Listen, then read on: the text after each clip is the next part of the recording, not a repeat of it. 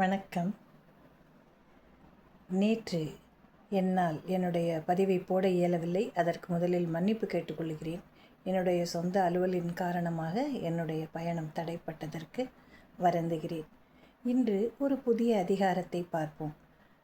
சென்ற அதிகாரம் மக்கட்பேறு என்பதை பொறுத்து கூறினேன். இன்று வாய்மை என்ற அதிகாரத்தில் உள்ள குறட்பாக்களை நாம் காண இருக்கிறோம். வாய்மை என்பது என்ன பார்த்தோன்னாக்கா எல்லாருக்குமே தெரியும். உண்மை சொன்னோம்னா அது வாய்மை. மெய் கூறுதல் இல்லையா? பொய் சொல்லாமல் இருந்தால் அதுக்கு பேர் தான் வாய்மை அப்படின்னு நம்ம எல்லாருமே சொல்கிறோம். இதை அறத்தில் முதன்மையானதாக திருவள்ளுவர் கருதுகிறார். அதனால தான் இதற்கென்று ஒரு தனி அதிகாரத்தை போட்டு அதில் 10 குறட்பாக்களை அவர் இயற்றி நமக்கு தெளிவுபடுத்துகிறார். வாய்மை என்பது மெய் கூறுதல், உண்மை உரைத்தல், நிஜம்னு சொல்கிறோம் இல்லையா பழக்கத்தில். அந்த மாதிரி நம்ம பார்க்கலாம். கிராமப்புறங்களில் மெய்யாலும் அப்படிம்பாங்க, மெய்யாலும் சொல்கிறேன் அப்படிம்பாங்க. மெய்யாலும் என்றால் என்ன? உண்மை கூறுதல் அப்படின்னு பொருள். சொல் தூய்மை, மன தூய்மை 2 இருக்குது. நம்ம என்ன சொல்கிறோமோ அது மனதிலிருந்து வர வேண்டும். அந்த 2ஐயும் எப்படி சேர்க்கறது? மன தூய்மை, சொல் தூய்மை. இது 2ம் என்னென்னா ஒருத்தனுடைய செயல்பாட்டை குறிப்பதாக அமைகிறது. இந்த 2ஐயும் சேர்க்கக்கூடிய ஒரு இடைச்சொல் அல்லது கருவியாக அமைகிறது வாய்மை என்ற ஒரு வார்த்தை.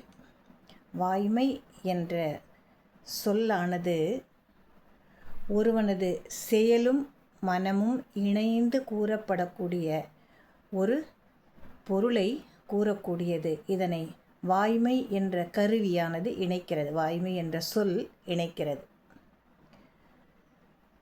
இப்போ மனிதனுடைய உள்ள தூய்மை, ஒருத்தனுடைய மனசுக்கு உள்ளர போய் நம்ம அதை பார்க்க முடியுமான்னா பார்க்க முடியாது.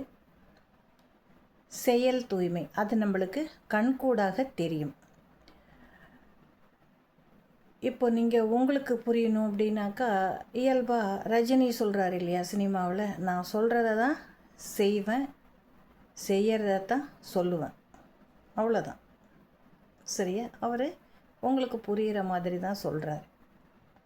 அது ஆனால் நமக்கு நல்ல சீக்கிரமாக மண்டையில் ஏறிடுது. ஆனால் திருவள்ளுவர் கூறுவதில் பல பொருட்கள் காணப்படுகின்றன. அந்த பல பொருளையும் நம்ம என்ன பண்ணணும்? நுணுக்கமாக அறிந்து கொள்ள முயற்சிக்க வேண்டும்.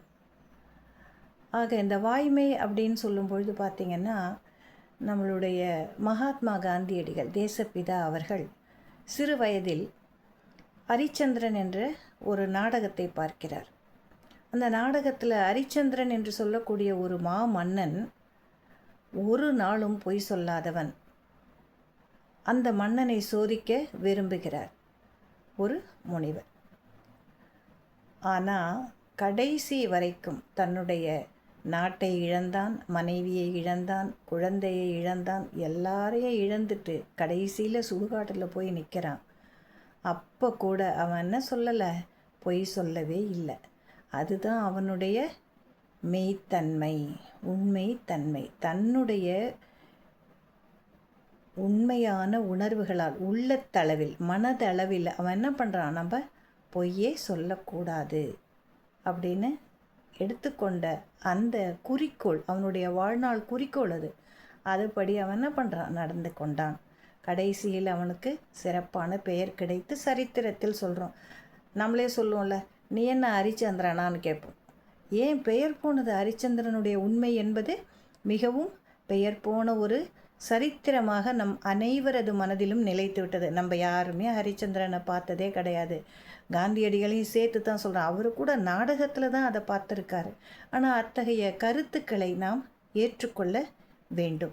இந்த அதிகாரத்தில் முதலாவதாக என்ன சொல்கிறாங்கன்னாக்கா, வாய்மை எனப்படுவது யாதெனின் யாதொன்றும் தீமையில்லாத சொல்லல். வாய்மை எனப்படுவது யாதெனின் யாதொன்றும் தீமை இல்லாத சொல்லல். வாய்மை என்று கூறினால் எந்த ஒரு சிறு குற்றமும் இல்லாமல் இருக்கக்கூடிய தீமையற்ற சொல்லுதல். வாய்மை என்ன பண்ண முடியும்? நம்ம சொல்கிறோம். அந்த வாய்மைக்கு என்ன சொல்கிறாரு? வாய்மை எனப்படுவது யாதெனின் யாதொன்றும் தீமை இல்லாத சொல்லல். யாருக்கும் ஒரு சிறு துளி கூட எந்த விதமான இடர்பாடு கஷ்டங்களையும் கொடுக்கக்கூடாத சொல்லாக இருக்க வேண்டும். அதுவே வாய்மை. நாம் என்ன சொல்கிறோம்? உண்மை கூறுதல் அப்படின்னு இன்னொரு பொருளும் சொல்கிறோம் இல்லையா? உண்மை அப்படின்னு சில நேரங்களில் நம்ம சொன்னால் என்ன ஆகும்? மற்றவங்களுக்கு அது கெடுதியை கொடுக்கும். ஒருத்தன் தப்பு செய்கிறான்னா நம்மளுக்கு தெரியுது, நம்ம நேராக என்ன பண்ணுவோம்? உண்மை சொல்லுவோம். அந்த உண்மை சொன்னால் அவனுக்கு அது கெடுதல் தான் இல்லையா? அது கெடுதல் தான் அவனுக்கு. நம்ம என்ன சொல்கிறோம்? அவன் நல்லா இருக்கணுங்கிறதுக்காக தான் அதை சொல்கிறோம். ஆனால் அது அவனுக்கு கெடுதலாக படும். அவனுக்கு, தவறு செய்பவனுக்கு அது படும். அதனால் இவர் என்ன சொல்கிறாருன்னா, யாதொன்றும் தீமை இல்லாத சொல்லல். யாருக்குமே குற்றமில்லாமல் அந்த சொல்லானது அமைய வேண்டும் அப்படின்னு சொல்கிறார். இதனுடைய விளக்கம் என்னடா இது? பொய் சொல்லக்கூடாதுங்கிறாங்க, ஆனால் தப்பு செய்கிறவனுக்கு துணை போக சொல்கிறாங்களோ அப்படின்னு ஒரு சின்ன சந்தேகம் நமக்குள்ளே வரும் இல்லையா? ஏன்னா குற்றம் செஞ்சவங்க யாராக இருந்தாலும் நம்ம என்ன சொல்லணும்? உண்மையை சொன்னான்னா அவனுக்கு பாதிப்பு தான் வரும், தண்டனை தான் கிடைக்கும் இல்லையா? அதனால் இந்த குறளில் என்ன சொல்கிறாரு? ஒருத்தருக்கு கூட ஒரு சின்ன தொந்தரவு கூட கொடுக்கக்கூடாத ஒரு சொல் தான் வாய்மை அப்படின்னு சொல்கிறார். வாய்மை எனப்படுவது யாதெனின் யாதொன்றும் தீமை இல்லாத சொல்லல். எந்த ஒரு சிறு தொந்தரவையும் துன்பத்தையும் பிறருக்கு கொடுக்காத ஒரு சொல் என்பதுதான் வாய்மை என்று முதல் குறளில் அவர் கூறுகிறார். அடுத்து என்னெல்லாம் சொல்கிறாருன்னு நம்ம பார்க்கலாம். நாளை மீண்டும் சந்திப்போம். நன்றியுடன் நான்.